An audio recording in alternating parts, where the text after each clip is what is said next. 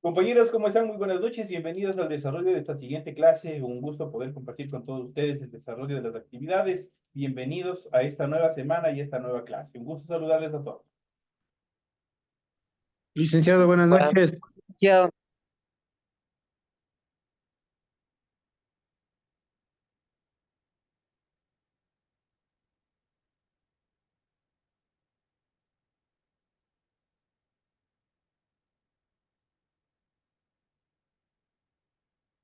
Bienvenidos, señoras y señores. Un gusto poderles saludar nuevamente. Les doy la más cordial bienvenida al desarrollo de las actividades. Iniciamos las actividades correspondientes a esta tercera semana de la unidad número 11. Bienvenidos.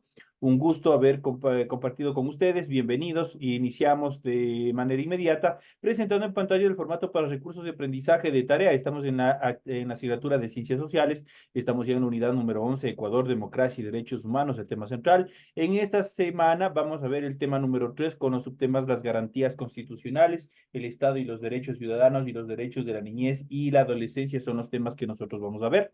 Tienen ustedes el tipo de tarea, tienen el objetivo de tarea y a continuación tienen las instrucciones.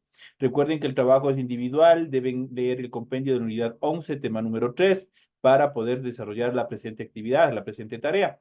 Pueden ampliar su información sobre el mismo tema, obviamente consultando con otras bibliografías de ser necesario. Contesta las siguientes preguntas. Esa es la parte central, que es lo que tienen que hacer como tarea.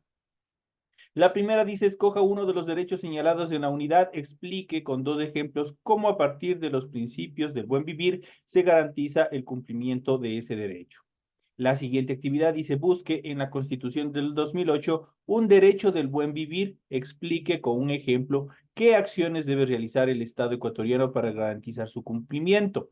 La siguiente actividad dice, lea estos textos y señale qué garantías jurisdiccionales corresponde interponer en cada caso. Ustedes tienen aquí dos casos, tienen ustedes aquí el primer caso, dice, los ciudadanos de una localidad formaron una veeduría para fiscalizar la construcción de un mercado. Sin embargo, las autoridades les negaron el acceso a los documentos presupuestarios, aduciendo que no es información que les interese. Vamos a ver en este caso qué garantías jurisdiccionales corresponde interponer en este primer caso. El segundo caso dice, durante una manifestación pacífica, un joven es detenido por un miembro de la fuerza pública. El joven es llevado a un centro de reclusión sin la debida notificación, ni tampoco se le permitió efectuar una llamada. En función de esta clara violación de derechos, ¿qué garantías jurisdiccionales debemos interponer? Ya vamos a ir analizando y vamos a ir viendo justo estos temas que son de bastante interés porque todo el mundo no estamos libres de que de pronto tengamos algún altercado. Y si nosotros no conocemos nuestros derechos, no conocemos lo que nos asiste dentro de la Constitución, prácticamente no vamos a permitir que seamos vulnerados en nuestros derechos. Recuerden que el trabajo en función de esto es escrito, claro y ordenado. La rotulación de la hoja es fundamental. Ustedes ya saben cómo desarrollarlo, cumpliendo con todos los requisitos en función del contenido. Deben leer las recomendaciones, la rúbrica de calificaciones y al final de este proceso ustedes tienen la información para el desarrollo de los recursos de plataforma. Estamos ya en unidad número 11 con el tema de las garantías constitucionales, el Estado y los derechos ciudadanos, los derechos de la niñez y la adolescencia correspondientes a la semana 3 de fecha 24 de junio del 2024. Esa tarea permite entregas justamente desde el 24 de junio, la fecha límite de entrega es del 30 de junio y la fecha de publicación de la calificación será hasta el 5 de julio del 2024. Así que tienen ya un tiempo bastante reducido en esa última actividad que ustedes deben presentar en función de esta tarea. Vamos a continuar una vez que se les ha proporcionado la información pertinente en función del desarrollo de su tarea. Vamos a proceder de forma inmediata con el desarrollo del material de apoyo y el desglose de los diferentes temas que se les ha planteado para esta noche, se ha planificado para ustedes en esta noche. Y vamos a hablar en primera instancia de las garantías constitucionales.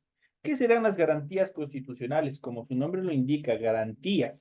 Por ejemplo, cuando usted va a un banco y su hermano, un familiar o un amigo, súper amigo, le dice, oye, quiero que seas garante para sacar un préstamo. ¿Qué tienen ustedes de idea en relación a esa garantía? ¿Qué será una garantía? ¿Quién me puede decir? Dicen buenas noches que nosotros garantizamos el pago de ese crédito. Exacto, perfecto. Ustedes se quedan avalando, ustedes se quedan garantizando que la persona, el deudor principal, obviamente va a hacerse cargo y a pagar la deuda, ¿no es cierto? En caso que no suceda así, les corren directamente a ustedes la deuda. Cuando hablamos igualmente de garantías constitucionales, es justamente eso, las garantías, el respaldo que nosotros tenemos para que se aplique el derecho de una forma correcta, cubriéndonos o protegiéndonos todos los derechos que nos asisten como ciudadanos. En este sentido, las garantías constitucionales son derechos o libertades fundamentales que la Constitución como ley suprema fundamental reconoce a todos los ciudadanos con la finalidad de prevenir la vulneración de derechos. Ojo esta parte. Es los derechos, las garantías constitucionales evitan en el momento de su aplicación que exista una vulneración de derechos y exigir el cumplimiento efectivo de los mismos. La Constitución establece que cualquier persona o grupo de personas, comunidad, pueblo, nacionalidad y la naturaleza podrán interponer las acciones previstas en la ley. ¿Por qué estará puesto la naturaleza? ¿Quién tiene o tiene una remota idea por qué estará interpuesto también la naturaleza? Porque la naturaleza es un sujeto de derechos. La naturaleza en nuestro país, en nuestra legislación, tiene un código orgánico de la naturaleza. Mediante ello se estructura determinados preceptos jurídicos en los cuales, si es que algún ciudadano incumple, daña, altera, obviamente tiene que ser sancionado. Entonces, al igual que, por ejemplo, si usted les pongo un ejemplo, si usted fuera a su vecino y le agrediera, obviamente le van a coger, le van a demandar, le van a meter preso. Lo mismo sucede si usted sin algún justificativo, usted va y, qué sé yo, e incendia un bosque, por ejemplo. Igual tiene que ser sancionado. Entonces son actividades que van en contra de la naturaleza y justamente eso es establecido en la Constitución. Dentro de la Constitución establece que cualquier persona o grupo de personas, comunidad, eso quiere decir las comunidades, pueblos o nacionalidades e incluso la naturaleza podrán interponer las acciones previstas en la ley, las garantías constitucionales que permitan la reivindicación y reparación de todos los daños que se haya o haga desarrollado. En cuanto a los tipos de garantías que existen en nuestro país, tenemos las garantías en función de la norma, son garantías normativas, las garantías de políticas públicas, ya vamos a ir viendo cuáles son cada una de ellas, las garantías institucionales, y también las garantías jurisdiccionales. Esos son las garantías, los tipos de garantías que existen y que están establecidas en nuestra legislación. Cuando hablamos de una garantía normativa, estas son mecanismos que buscan garantizar el carácter normativo de la Constitución y asegurar que se garantice y se respete los derechos establecidos en este cuerpo legal. Eso quiere decir que toda la norma, todas las normas que emanen, tales como el Código Civil, Código Penal, Código de Tránsito Laboral, todos los mecanismos que busquen garantizar el carácter normativo. Todas estas leyes están superditadas y están correlacionadas con la Constitución. Nadie puede ir en contra de la Constitución. Entonces, la Constitución genera mecanismos con los cuales se permita la aplicación, pero durante ese proceso de aplicación se garantice y se respete los derechos establecidos en el cuerpo legal, dicho de otra manera, los derechos humanos. En relación de políticas públicas, las garantías constitucionales obligan a que todas las autoridades, personas y actividades deban sujetarse a lo que diga la Constitución, especialmente en lo relacionado a los derechos. Ninguna autoridad pública, ninguna autoridad, sea esta pública o privada, no puede irse por encima de lo establecido en la Constitución, sino que tiene que respetar todo el cuerpo normativo constitucional, tiene que estructurar cualquier actividad que vaya a hacer siempre en apego a la Constitución y especialmente a los derechos que están establecidos en ella. En relación a las garantías institucionales, estas aseguran la existencia de instituciones y organizaciones que caracterizan al Estado ecuatoriano y garantizan su institucionalidad. dentro de la Constitución, por ejemplo, en relación a las instituciones, contempla la creación, por ejemplo, de la Policía Nacional, contempla la creación del Ejército, contempla los diferentes ministerios, el Ministerio de Educación, el Ministerio de Salud. Todas las instituciones que están establecidas en la Constitución, obviamente, deben asegurar y garantizar, primeramente, la institucionalidad, la organización y también, obviamente, todas estas instituciones deben respetar lo emanado por parte de la Constitución, respetando siempre los derechos humanos. Y en relación a las garantías jurisdiccionales, cuando hablamos de jurisdicciones, hablamos de determinados territorios. Tienen como finalidad la protección eficaz e inmediata de los derechos reconocidos en la Constitución, pero en determinados, obviamente, en determinadas jurisdicciones. Vamos a ver cómo se determina, cómo se aplica este tipo de estructuras o de garantías jurisdiccionales. Y vamos a ir analizando y vamos a ir viendo primero las garantías jurisdiccionales. La Constitución ecuatoriana reconoce 6 garantías jurisdiccionales, justamente. Primera, cuando hablamos de garantías jurisdiccionales, vamos a empezar hablando de la acción de protección. Vamos a ver cuál es la acción de protección, cuándo aplicar. Tenemos otra acción, la acción del habeas corpus. Muchos sí han de saber qué es un habeas corpus, ¿no es cierto? Sí deben de saber qué es un habeas corpus. La acción de acceso a la información pública. Todos tenemos derecho a este tipo de acciones, pero no todos sabemos cómo hacerlo. Tenemos la acción del habeas data, que es casi parecido al habeas corpus, pero en función de la información.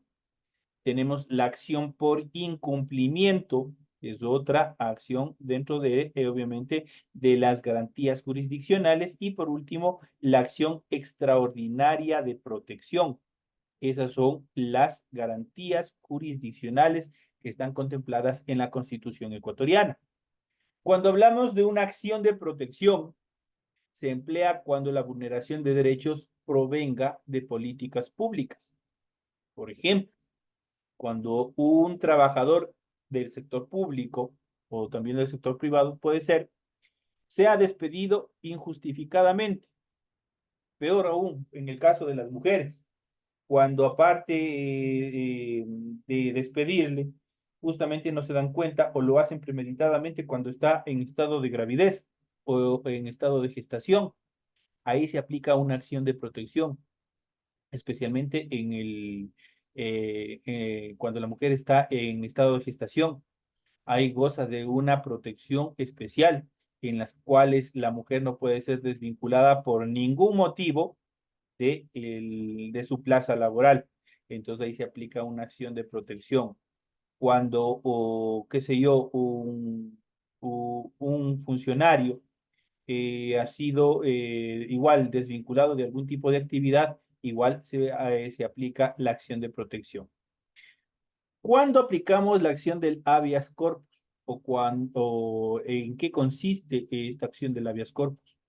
Esta acción del habeas corpus protege el derecho a la libertad de quien se encuentra privado de la libertad de forma ilegal, arbitraria e ilegítima. Dicho de otra manera, como les había dicho, como habían ustedes leído en uno de los párrafos que ustedes tienen que analizar, en función de esto, pongan atención, ¿qué es lo que dice la acción del habeas corpus? Pongámoslo en verde para que ustedes puedan analizar. Vamos a ir analizando con su tarea para que puedan hacer correctamente. ¿Qué hace el habeas corpus? Protege primeramente el derecho de la libertad de quien se encuentra privado de ella de forma ilegal, arbitraria e ilegítima. Ahora, si nosotros regresamos a nuestra tarea, veamos justamente uno de los casos que se encontraban en su tarea. ¿Qué es lo que nos dice el caso número 2? Dice, durante una manifestación pacífica, un joven es detenido por un miembro de la fuerza pública. El joven es llevado a un centro de reclusión sin la debida notificación, ni tampoco se le permitió efectuar una llamada. Dos claras violaciones. Primero, nunca se le notificó el por qué, cuál fue la razón de la detención. Y peor aún, se le incomunicó. no se le permitió efectuar una llamada, obviamente, para que sus familiares, un abogado, lo que sea, le pueda asistir. ¿Qué clase de garantía jurisdiccional piensan que se puede aplicar en este caso? ¿Cuál será? ¿Qué piensan ustedes? Regresamos acá, regresamos a nuestro material. ¿Qué es lo que nos dice el habeas corpus? ¿Quién puede repetir qué dice el habeas corpus? Nadie. Proteger el derecho a la libertad de quien se encuentra privado de ella de forma legal, arbitraria e ilegítima. Exacto. En este caso, este joven justamente fue privado de la libertad de una forma ilegal, pese a que lo hizo a un agente de la policía. Fue de forma ilegal porque nunca le comunicó la razón, el motivo por qué le estaban deteniendo. Fue arbitraria porque no tenían ninguna orden, porque el único que emite una orden es un juez para una detención o una autoridad competente. Y fue ilegítima porque definitivamente no tenían razón ni para qué de la detención. Entonces, ¿qué es lo que aplicamos ahí? En ese caso, una acción de habeas corpus. Ahí se aplica una acción de habeas corpus para ponerlo de forma inmediata en libertad. Ojo con eso. En cuanto a la acción de acceso a la información pública, garantiza el acceso a la información que existe en archivos y documentos, pero con la característica públicos, públicos. Tienen que ser públicos esta información. Por ejemplo, en el primer caso que ustedes tienen ahí, dice que un grupo de ciudadanos se reunieron justamente para pedir explicaciones que les den el informe contable en función de la construcción de un mercado, creo que estaba por ahí. Entonces, por los funcionarios del municipio que les dijeron que no, porque esa información no les corresponde a ellos. Eso es una garrafal mentira, porque la información en cuanto al presupuesto, en cuanto a la construcción de espacios públicos, todos los ciudadanos pueden tener acceso, obviamente llevando o aplicando los protocolos necesarios. Ahí se aplica una acción de acceso a la información pública. El acceso a la información pública determina o garantiza el acceso a la información que existe en archivos y documentos de carácter público. En cambio, en la acción del habeas data se emplea cuando el interesado directo quiere cualquier información que exista sobre sí mismo o sobre sus bienes en instituciones públicas o privadas. Esta acción del habeas data prácticamente es una información privada. Eso quiere decir, la información mía es privada hasta determinado punto. Cuando de pronto ustedes transgredan la ley, violen la ley, obviamente eso ya se transforma en otra situación. Pero en este caso, el habeas data se emplea cuando el interesado directo quiere cualquier información que exista sobre sí mismo o sobre sus bienes en instituciones públicas o instituciones privadas. Por ejemplo, la mayoría de ustedes, estamos ya hablando de personas adultas, ¿quién no ha asistido, quién no se ha dirigido al registro de la propiedad? ¿Qué es lo que saben pedir en el registro de la propiedad? A ver, veamos. Cuando se acercan ustedes, ¿alguien ha ido a hacer algún trámite en el registro de la propiedad? Derecho de posición. Exacto, por ahí tenemos un documento que podemos pedir. Otro más podemos pedir cuando queremos, o sea, por ejemplo, nos están vendiendo un terreno. ¿Qué es lo que vamos a pedir ahí en el registro de la propiedad? Unas escrituras, Luisa. Unas escrituras también pueden ser. ¿Qué más? Papel de desgravamen. El gravamen, ¿no es cierto? Entonces, todos esos papeles, obviamente, están en instituciones públicas. En este caso, estamos poniendo el ejemplo de instituciones públicas, pero son de carácter, obviamente, personal. Eso quiere decir, cuando ustedes van a pedir de ustedes, por ejemplo, cuando van a sacar la cédula, cuando van a sacar una partida de nacimiento. Ahí ustedes aplican la acción del habeas data. No es que les dan porque ustedes o la institución así lo requiere, sino porque es una obligación, porque está contemplado justamente en este proceso de garantías jurisdiccionales. El habeas data se emplea cuando el interesado directo quiere cualquier información que exista sobre sí mismo o sobre sus bienes. Sobre sí mismo, mi cédula de identidad, mi partida de nacimiento, en instituciones públicas o privadas, mi título de bachiller, mi título universitario, qué sé yo, lo que ustedes tengan. En instituciones públicas, como habíamos visto ya, si van al registro de la propiedad, yo puedo pedir el certificado de gravamen, y obviamente que me pertenece, incluso pueden pedir en función de otras personas y así sucesivamente. Ahí se aplica la acción de habeas data. ¿Cuándo aplicamos la siguiente etapa, que es la acción de incumplimiento? La acción de incumplimiento se utiliza para garantizar el cumplimiento de sentencias o informes de organismos internacionales o también de derechos humanos. ¿Cuándo se aplica esta acción de incumplimiento? Por ejemplo, aquí había el caso que se sentenció, por ejemplo, a un ex prefecto de la provincia de Chimborazo porque un juez le determinó, le dio una sanción y él no lo cumplió. Ahí se aplica una acción de incumplimiento. Cuando ustedes o por obvias circunstancias les de un juez de última ratio, el último juez, obviamente el juez de la Corte Superior le emite una sentencia y usted como autoridad, esto se aplica solo a autoridades, incumple o hace caso omiso, ahí se aplica una acción por incumplimiento y obviamente la sanción es mucho más severa, especialmente en informes de organismos internacionales y también de derechos humanos, cuando hayan vulnerado los derechos humanos. Y por último tenemos una que siempre nosotros aplicamos, obviamente también orientado a sentencias, que es la acción extraordinaria de protección. Esta es igual de última ratio, ya lo último en cuanto a un proceso jurídico. Procede contra sentencias en las que se hayan violado por acción u omisión derechos reconocidos en la Constitución. Cuando, por ejemplo, diga usted,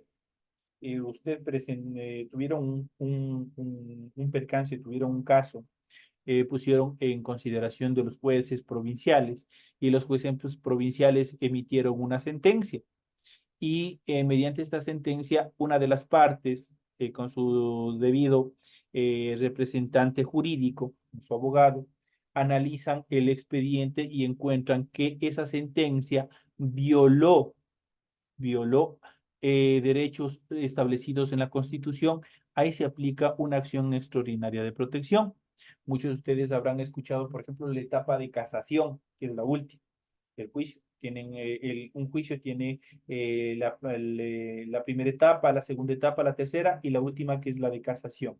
En la etapa de casación, ahí se aplica la acción extraordinaria de protección, donde se analiza ya no el caso, los eventos que se dieron, sino se analiza directamente la norma jurídica que fue violada o que fue inobservada o que sufrió una omisión y a causa de hecho se violó los derechos de cualquiera de los sujetos procesales. Eso quiere decir del acusador como del acusado. De cualquiera de los dos puede aplicarse esta violación, esta omisión. Entonces ahí se aplica una acción extraordinaria de protección. Eso en cuanto a las garantías jurisdiccionales en función de nuestra Constitución. Entonces ya sabemos, aquí tenemos la acción de protección, ya sabemos que es la acción del habeas corpus, la acción del acceso a la información pública, la acción del habeas data, la acción del incumplimiento y la acción extraordinaria de protección. El Estado y los derechos ciudadanos, vamos a ver la siguiente etapa. Los derechos ciudadanos son fundamentales para el funcionamiento y desarrollo de toda la sociedad a nivel global.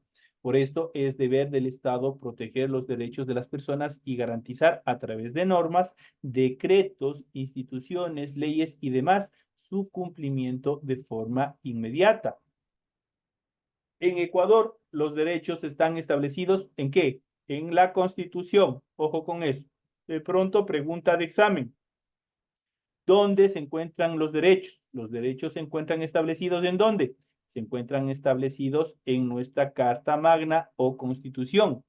En este mismo cuerpo legal se establece que uno de los deberes primordiales del Estado es garantizar y sin discriminación alguna el efectivo goce de los derechos establecidos en la Constitución y en los instrumentos internacionales, en particular orientados sobre la educación, la salud, la alimentación, la seguridad social y el agua para todos sus habitantes. Esos son los servicios, son las actividades que promueve el Estado, en los cuales ni en ningún motivo puede ser ningún ciudadano desvinculado o privado de estos beneficios que tiene el Estado. En cuanto a los tipos de derechos garantizados en la Constitución de la República, tenemos el primero, el derecho del buen vivir, o el famoso summa causa, que ya habíamos visto en la clase anterior. El derecho del buen vivir permite las condiciones de vida adecuada o promueve las condiciones de vida adecuada para el desarrollo de cada persona. Aquí encontramos el derecho del agua, el derecho a la alimentación, el derecho a la educación, a la vivienda, al trabajo, entre otros más que se encuentran establecidos. Derechos de las personas y los de los grupos de atención prioritaria. Incluyen a personas adultas mayores, niños, niñas y adolescentes, mujeres embarazadas, personas con discapacidad y personas con enfermedades catastróficas. Esos son los grupos de atención prioritaria. En cuanto al derecho de las comunidades, de los pueblos y nacionalidades, se fundamenta en el reconocimiento de los derechos colectivos que promueve la preservación de su identidad cultural, territorios ancestrales y formas de organización social. Siempre van a estar respetados y reconocidos en la ley. En cuanto a los derechos de participación, hace referencia a la participación de los ciudadanos en la toma de decisiones. Se incluye el derecho a elegir, pero también a ser elegido, desempeñar funciones públicas, la conformación de partidos o movimientos políticos. Ya saben, todo mundo tiene derecho y puede tranquilamente participar de todos estos eventos. Los derechos de libertad se refieren a los derechos que garantizan la libertad de las personas para desarrollarse como individuos. Aquí se encuentran, entre otros, el derecho a la vida, el derecho a la integridad personal, a la igualdad, a la libertad de opinión, siempre y cuando que esa opinión no transgreda los derechos de otras personas. El derecho del credo, eso quiere decir de la religión, la asociación y también al libre tránsito. Eso está en cuanto a los derechos de la libertad. Los derechos de la naturaleza se refiere al respeto íntegro total de la naturaleza, su mantenimiento, preservación y restauración, de ser el caso. 3 estructuras en cuanto a los derechos de la naturaleza: mantenimiento, preservación y restauración. En cuanto a los derechos de protección, hace referencia al acceso a la justicia y a la defensa y a la protección especial. Toda persona, obviamente, en cuanto a los derechos, a las acciones de protección, todas las personas tienen acceso gratuito a la justicia en todos los niveles. A la defensa, toda persona que sea acusada por algo tiene necesariamente que conocerlo de forma inmediata, si no, se estaría violando el derecho al debido proceso y obviamente dentro de esto el derecho a la defensa. Y por último, a la protección especial. ¿Cuál es la protección especial? Cuando ustedes no tienen un abogado, cuando no tienen plata para un abogado particular, el Estado tiene que proporcionarlos uno que es de acción pública para que proteja o trate de proteger los derechos en todo momento del proceso. Eso en cuanto a las garantías. En cuanto a los derechos de la niñez y adolescencia, los derechos de la niñez y adolescencia son un conjunto de normas jurídicas que protegen justamente a estas personas, a los niños y adolescentes. Son inalienables e irrenunciables y están consagrados en varios documentos que tienen vigencia a nivel internacional. De hecho, el 20 de noviembre de 1959 se adoptó la Declaración de los Derechos del Niño y en 1989 se firmó en la Organización de Naciones Unidas la Convención sobre los Derechos del Niño, en la cual se reconoce a todos los individuos menores de 18 años como seres con pleno derecho de desarrollo físico, mental y social y que deben ser protegidos por las personas adultas y el Estado en todo momento. Ecuador fue el primer país latinoamericano en ratificar la convención y se comprometió a adecuar su sistema jurídico a los requerimientos de toda la comunidad de jóvenes. De ahí surge el Código de la Niñez y Adolescencia que tenemos en nuestro país, en la cual se establecen los derechos primordiales de la infancia y las responsabilidades de quienes deben garantizar el cumplimiento de los mismos. En cuanto a los derechos señalados en este código, estos se clasifican en derechos de supervivencia. Estos derechos incluyen el derecho a la vida, a la familia, a la lactancia materna, la protección en el parto, a la vida digna, a la salud y al medio ambiente sano. Se establece la responsabilidad del Estado de garantizar, entre otras cosas, el acceso a los servicios de salud y la provisión de medicinas, y de la familia de brindar un clima de afecto que asegure una vida digna. Esta última parte no se cumple en ningún proceso. La mayoría de los ciudadanos, la mayoría de los padres, obviamente violan todos esos procesos, y ustedes habrán visto en diferentes noticias cómo los niños son agredidos, son muertos, son mutilados, son quemados y otras cosas. Entonces, en ese sentido, sí tienen que ser severamente sancionados las acciones u omisiones que desarrollan con sus niños.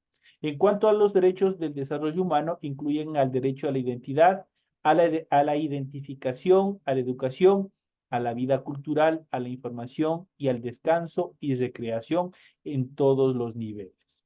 Se establece la responsabilidad del Estado de preservar la identidad de los niños, de garantizar el acceso a la educación, de dotar de insumos necesarios, de impulsar las actividades artísticas, deportivas y culturales. Para los progenitores, en cambio, se establece el deber de identificar a los niños, de matricularlos en establecimientos educativos, eso no es optativo, es una obligación, y participar activamente en todo el proceso de desarrollo de sus hijos. En cuanto al derecho de protección, incluye los derechos de la libertad y de la integridad. Se prohíbe la utilización de imágenes de niños, niñas y adolescentes para fines bélicos o de proselitismo político. En cuanto a los derechos de participación, igual que sucedió con nosotros anteriormente, incluyen los derechos de la libertad de expresión, de pensamiento, de reunión y asociación, a ser consultados. Se prohíbe obligar a niños, niñas y adolescentes a participar sin su consentimiento en determinados actos. En cuanto a los derechos humanos, interculturalidad y globalización, en esta última etapa, los flujos permanentes de bienes materiales, esto es energía, productos industriales y agrícolas, inmateriales, servicios, capitales e información, y humanos, las migraciones, han generado profundos cambios en la economía, la sociedad, la cultura, entre otros aspectos. La valoración de esta transformación es objeto de controversias. Por un lado, algunos de estos cambios se consideran un avance positivo y extraordinario en el desarrollo de las sociedades, especialmente de los países considerados motores de la globalización. Por otro lado, existen inconvenientes que afectan sobre todo a los países de la periferia o a las capas sociales menos favorecidas. Así, la globalización, por un lado, proporciona la posibilidad de conocer otras culturas y pueblos a través especialmente de los medios tecnológicos. La difusión de la cultura ayuda al enriquecimiento cultural de las personas y, por tanto, al entendimiento entre distintos pueblos. Pero, por otro lado, la difusión cultural tiene el peligro de que una cultura tome por influencia u omisión las características de otra y disminuya las suyas propias. Así puede aparecer una cultura global, lo que supondría la pérdida de la diversidad cultural que existe a nivel global. De igual manera, los derechos humanos han sido cuestionados en el sentido de que provienen de la tradición occidental, caracterizada por el énfasis en la libertad individual, que deriva de un antropocentrismo, es decir, que se ve al ser humano como ente superior cuyos derechos deben satisfacerse en detrimento de otros seres. En contraposición se encuentran la cosmovisión de diversos grupos humanos que afirman lógicas comunitarias e holísticas del entorno que vinculan la vida espiritual y material, en donde el ser humano viva en armonía consigo mismo y también con la naturaleza. Se vuelve a aplicar esta teoría del summa causa. Entonces, estas son las características que nosotros hemos visto en el desarrollo de esta clase, un tema bastante fundamental y que todos debemos saber, todos estos derechos, todas estas garantías que nosotros tenemos en todo movimiento, en toda etapa, en todo nivel del desarrollo de la vida de nosotros como Estado y como ciudadanos que pertenecemos a un Estado. Estamos cubiertos por derechos, pero también nosotros tenemos obligaciones que nos asisten hacia nuestro Estado. Dentro de ellos es comportarnos como ciudadanos civilizados. De esta manera llegamos al final de la presente clase. Les espero en la siguiente clase correspondientes a la materia de inglés. Dicen una preguntita. Dígame, así es que le alcance el tiempo, pero El deber de la semana número 2 está mal subido. ¿Qué nos dé modificando, Liz? y ya voy a revisar qué ha pasado. Sí, porque está mal, yo ya hice y ahora que dicen está en la semana 2 y está, ahí me toca repetir el deber. Bueno, Ya voy a ver qué ha Sí, pasado. listen, yo también ya hice, listen, ya le envié y Nada, tienen que volver a ver bien que eran de que me avisen inmediatamente. Eran de que revisen y me avisen y ya voy a, bueno, ya voy a ver de qué se trata.